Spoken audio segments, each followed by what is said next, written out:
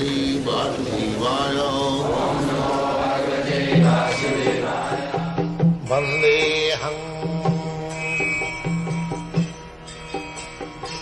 Sri Guru Sri Juta Padakamalam.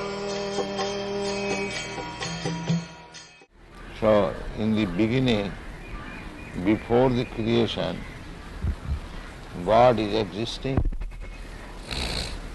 and after the creation, when the creation is annihilated, He will be existing. This is called transcendental.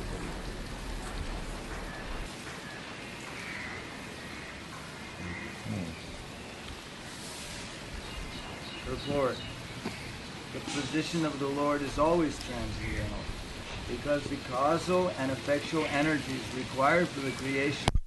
For creating this heart, it was impersonal.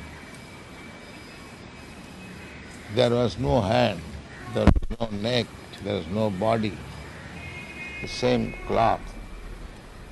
But the tailor, according to the body, made a covering of this hand, and this looks like a hand. This covering of the chest looks like a chest. Therefore, the impersonal means the material covering. Otherwise, spirit soul is personal. Let's say you go to the tailor, according to your body, the tailor will cut a coat. This coat, ingredients of the coat, the cloth, that is impersonal. But it is made like a person, covering of the person. In other words, the spirit soul is person. As much as God is also person. Imperson means the covering. Try to understand. The covering is impersonal, not the living being who is covered. He is not impersonal. He is person. Very simple example. The coat shirt is impersonal. But the man who is putting on coat and he is not impersonal. He is personal. So, how God can be impersonal? The material energy is impersonal. That is explained.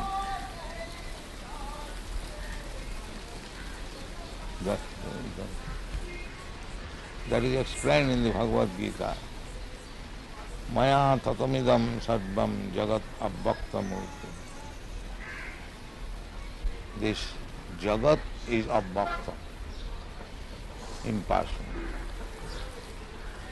And that is also energy of Krishna. Therefore he says, I am expanded in the impersonal form. That impersonal feature is Krishna's energy. So the material covering is impersonal. But the spirit soul or the super soul is personal. Any question in this? It is very intricate question. Anyone? If there is any difficulty to understand. Because I have heard so many of these so-called yogis in English about Gita or this and that, but they cannot explain. They have not even an inkling. No, how they can explain? They don't have an inkling. They cannot touch even Bhagavad-gita. They have no qualification. They are speaking of Bhagavad-gita as artificial. Yes. They cannot speak because the real qualification, as it is stated in the Bhagavad, Bhaktosi, one must be devotee, then he can touch What is Bhagavad-gita? Even in Mayapur, when we went to visit that time, Sridhar Swami's ashram, and he spoke something in English, and some other man spoke in English. They cannot explain like you. You are the only one that when you speak this knowledge, it becomes immediately, enters into the ear and into the heart, and then it is realized. Maybe. Yeah. Yeah.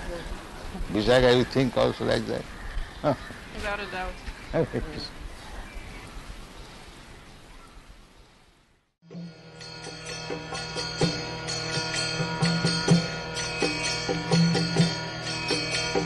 Krishna, Krishna Krishna,